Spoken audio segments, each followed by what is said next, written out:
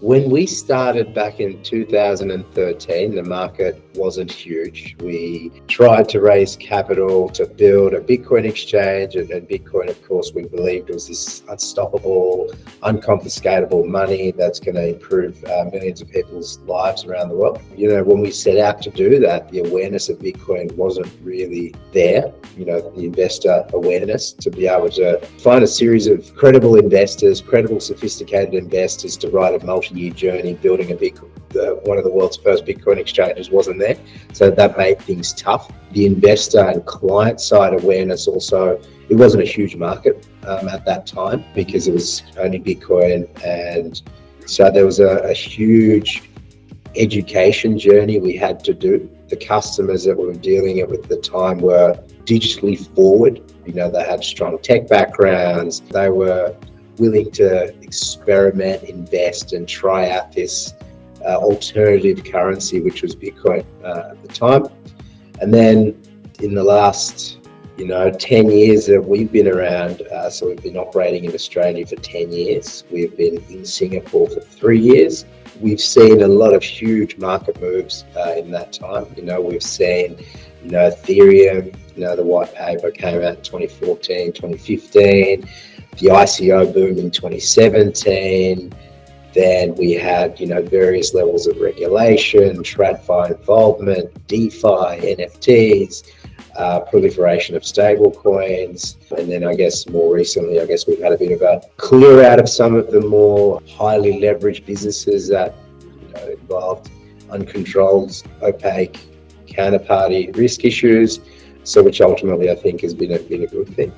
So we've ridden through all of that. We've seen our customer base, the partners, the infrastructure partners that we work with, they've changed dramatically over that time, which has been very exciting for us to be involved with. And now that I've moved to Singapore to run our Singapore and Asia business, I look forward to seeing what the next 10 years holds, how the market, how the platforms, how the regulators adopt this new ecosystem. And I guess if you want to look forward to 10 years, I would say this decentralized blockchain Web3 space is the ultimate permissionless breeding ground for innovation and experimentation. I expect there'll be a lot more innovations, just like we couldn't have foreseen DeFi or NFTs. And, I guess each of these things will bring in different types of users of various risk appetites and sophistication and tech backgrounds and creativity. The innovation will continue probably at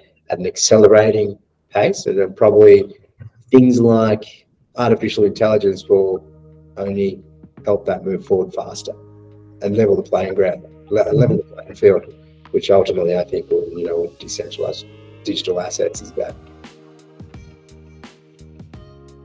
We've seen over the last few years, females taking a much more active role in managing their own finances, investment decisions. So I think it's only natural we're seeing more female involvement in crypto. How does that fit into our business? I guess we've always had strong presence of females within the team.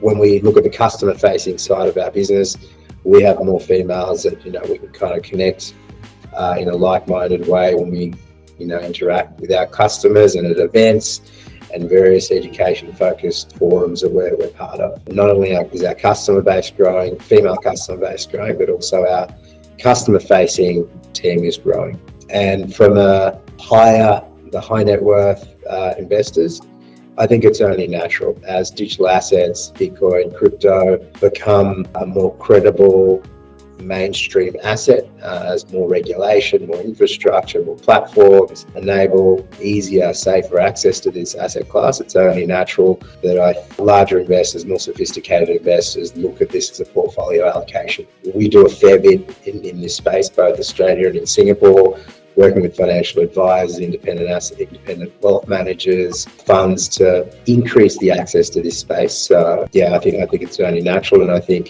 there'll be more involvement from sophisticated, higher earning investors in taking portfolio allocations of Bitcoin, crypto and other digital assets. You have a look at our IRCI, the numbers around crypto adoption, so people holding crypto exchange accounts, wallets, participating in the space is the highest it's ever been, and we've been doing this survey now for many years. If you have a read of any family office survey, there are many out there.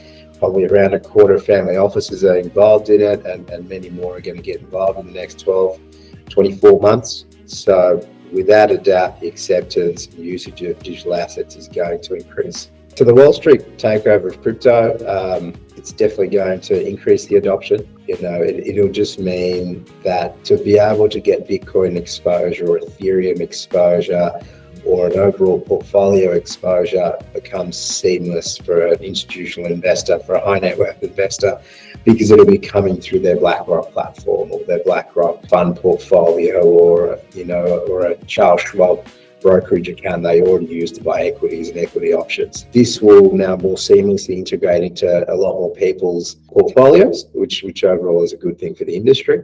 SEC, I guess, there's a lot of political stuff over there that I don't have much of a read into, but essentially the US is saying no to crypto, and the US is saying no to the incumbents, being the big TradFi institutional firms.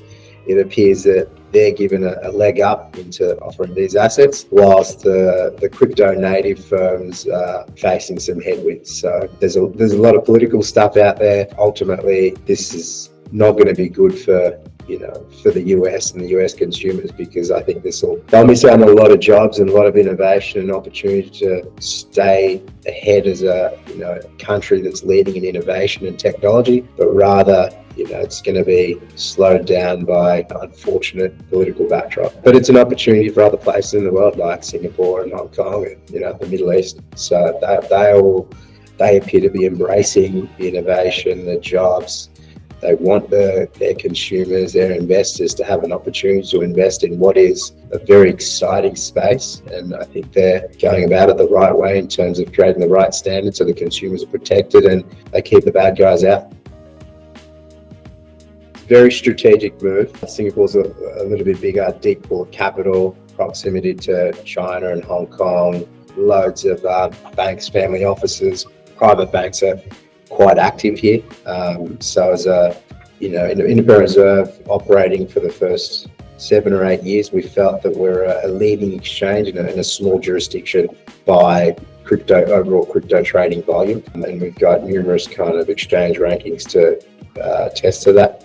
So we felt going to Singapore would enable us to test ourselves against the best. An example of that was when we applied for the MAS license in early 2020, we applied alongside 170 other exchanges, some of the world's biggest, all of the world's biggest actually, and we got the first out of that whole cohort. So it's important for us to be here, compete against the best, because we feel that the business we've built has a very big focus on security, corporate governance, risk management. So we're keen to offer this in this market where the stakes are much bigger and the competition is much higher.